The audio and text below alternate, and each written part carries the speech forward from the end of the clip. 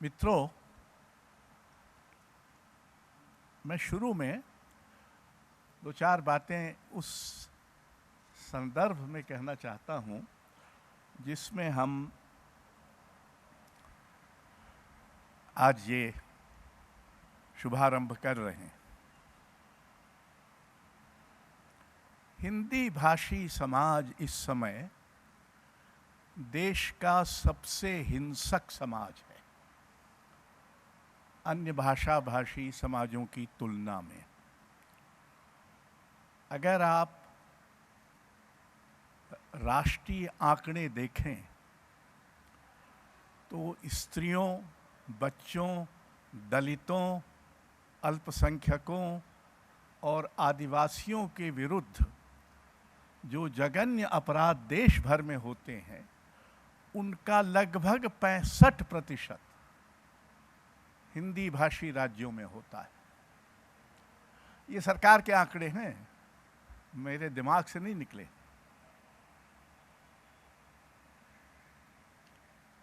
तो इस समाज में हिंसा, हत्या, घृणा और झूठ का साधारणीकरण हो चुका है, यानी वो साधारण लोगों में फैल गया है।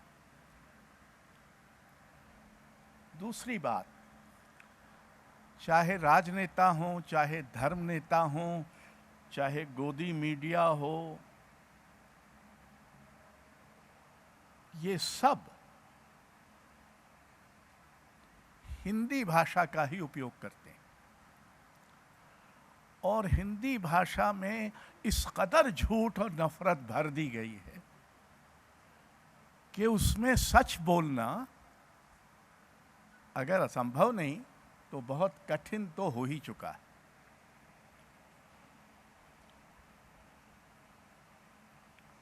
हिंदी मध्य वर्ग देश का सबसे बड़ा मध्य वर्ग है,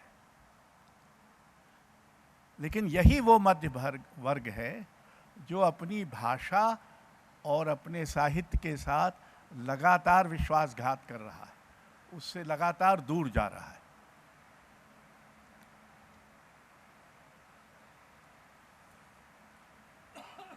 इस समय ईमानदारी से, निर्भयता से, जिसका उल्लेख बाले जी ने अभी किया, सच कहने की कोशिश करना हिंदी समाज का राजनैतिक प्रतिपक्ष होना है। इस समय हिंदी साहित्य हिंदी समाज का प्रतिपक्ष है।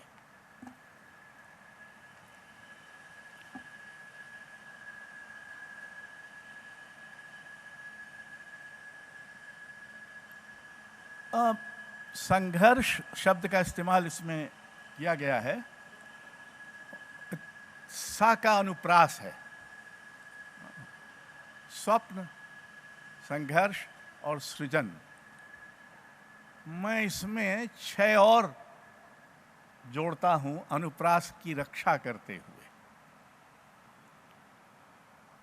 सत्य, साहस, संवेदना, स्मृति, संशय और स्पंदन।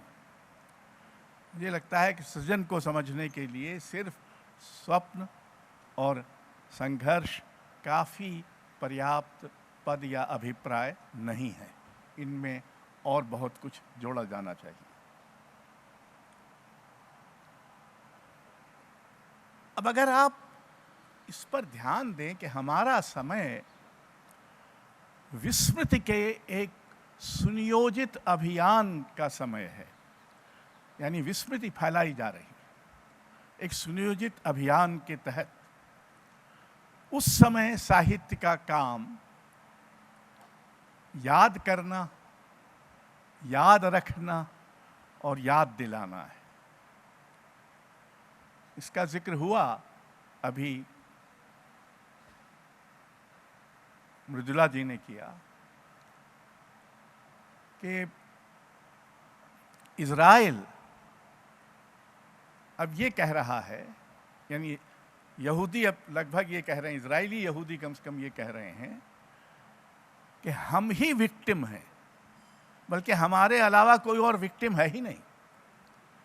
कुछ इसी तरह का भाव हिंदू समाज में फैल गया है।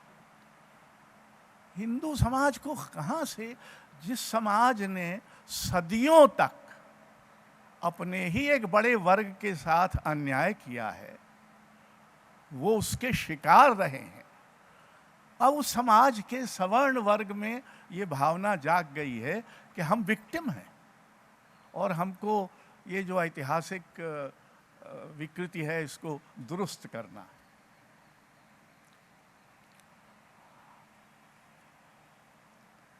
इस सब का एक संभवतः शिकार जो होने जा रही है वो है हिंदी भाषा। हिंदी भाषी अंचल इस समय सांप्रदायिक, धर्मांध, जातिवादी, हिंसा, हत्या की मानसिकता में विश्वास करने वाली शक्तियों का सबसे बड़ा समर्थन प्रदेश है, अंचल है। इसी के बल पर वो सत्तारूढ़ हैं। तो हिंदी को अपने और हिंदी लेखक को अपनी जिम्मेदारी को कुछ ज़्यादा गहराई से समझने की कोशिश करनी होगी। हम साहित्य में संघर्ष अंततः तो भाषा में ही होगा, लेकिन यहाँ तो भाषा ही हमसे छीनी जा रही है। यानी वो भाषा, मुझे याद आता है एक बार नात्सी नरसंहार और विश्व युद्ध समाप्त होने के बाद जर्मन भाषा में कवियों ने बहुत छोटी छोटी चीज़ों पर कविताएं लिखना शुरू की। कुर्सी पर, खिड़की पर, पेड़ पर, सड़क पर। तो किसी ने पूछा कि ऐसा क्या हुआ, मतलब जर्मन भाषा तो तमाम दार्शनिकों और इससे संपन्न भाषा है, छोटी छोटी चीज़ों पे कविताएं क्यों लिख रहे हैं? तो उस कवि ने उत्तर दिया कि जर्मन भाषा में इतना झूठ, इतनी क्रूरता, इतनी हिंसा भर दी गई है कि उसकी मानवीयता ही गायब हो गई है। इसकी सहज मानवीयता के पुनर्वास के लिए उसमें ये छोटी छोटी कविताएं छोटी छोटी चीज़ों पर ध्यान देने के लिए लिखी जा रही। हम अभी उस कगार पर नहीं पहुंचे हैं सौभाग्य से, लेकिन हम उसके बहुत नज़दीक हैं। और ये वो समय है जब हमको ये याद करना चाहिए कि, और मैं को दो चार प्रश्न पूछकर अपना तथाकथित वचन समाप्त करूंगा। एक, क्या हम मध्यवर्गीय स्वप्नों के टुच्चेपन से मुक्त हो पा रहे हैं और फिर बड़े सपने देखने की ओर बढ़ रहे हैं? एक सपना जिसका जिक्र मृदुला जी ने किया, वो लोकतंत्र की ही स्थापना है जो हमसे हर दिन लगभग छीना जा रहा है। दूसरा, क्या हम इन झूठों के कटाटोप में सच देखने की ताब तक रखते हैं? बोलना तो आगे की बात है। क्या हम झूठों के शोरगुल में सच की आवाज बन पा रहे हैं? तीसरी बात, क्या हमारा संघर्ष साहित्य में सार्थकता के लिए है या कि सफलता के लिए? चौथा, क्या बढ़ती आक्रामकता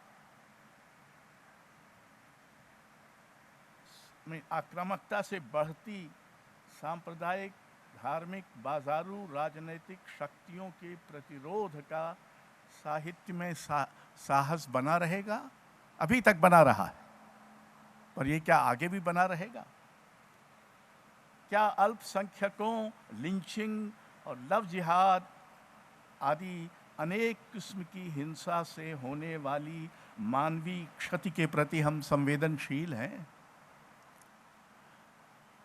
मैं कथा साहित्य का विशेषज्ञ नहीं हूँ, और मैं कई बार सोचता हूँ कि क्या ये जो इस समय अल्पसंख्यकों को दूसरे दर्जे का नागरिक बनाने की भयानक चेष्टा चल रही है, इसमें हमारे कथा साहित्य में इस दर्द की, इस व्यथा की, इस यंत्रणा की कोई अभिव्यक्ति हो रही है?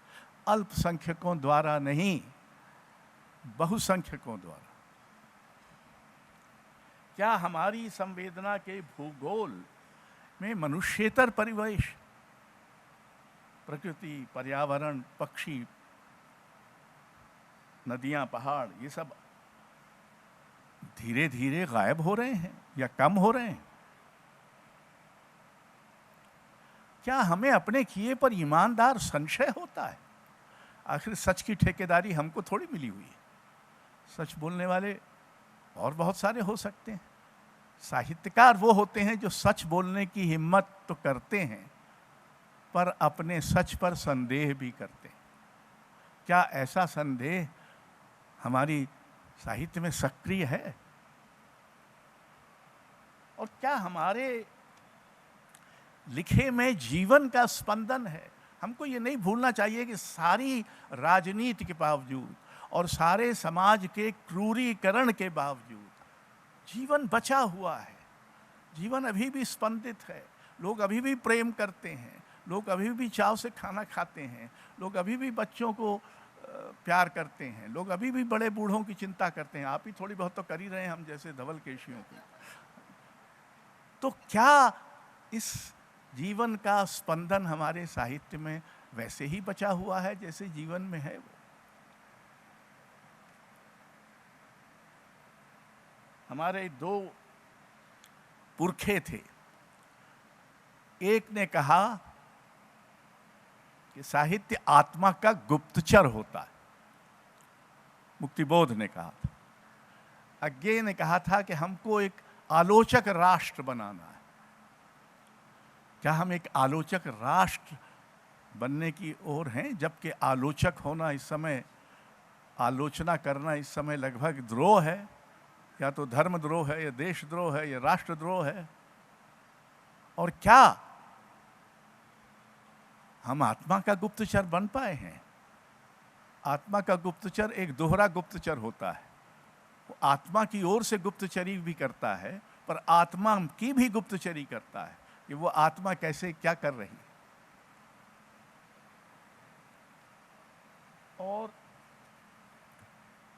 आज कई बार मुझे ये चिंता होती है, हो सकता है कि ये एक बुढ़भस की चिंता है, कि हमारा समय एक दूसरे किस्म के सौंदर्य की मांग करता है।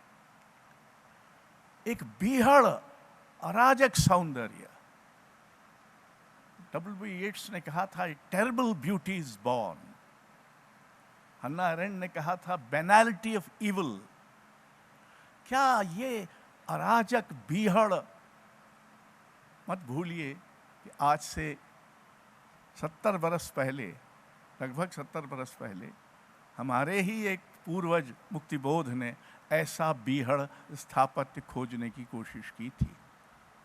क्या हमारा ज़्यादातर साहित्य कुल मिलाकर आदि मध्य अंत की त्रयी में फंसा हुआ साहित्य नहीं है? और क्या उसमें संघर्ष करके एक नया स्थापत्य खोजने की चेष्टा उतनी हो रही है जितनी की होना चाहिए, ताकि हमारे तथाकथित स्वप्न, हमारे तथाकथित संघर्ष से बदल सकें सृजन में, जो टिकाऊ भी हो, मानवीय भी हो और प्रासंगिक भी हो? धन्यवाद।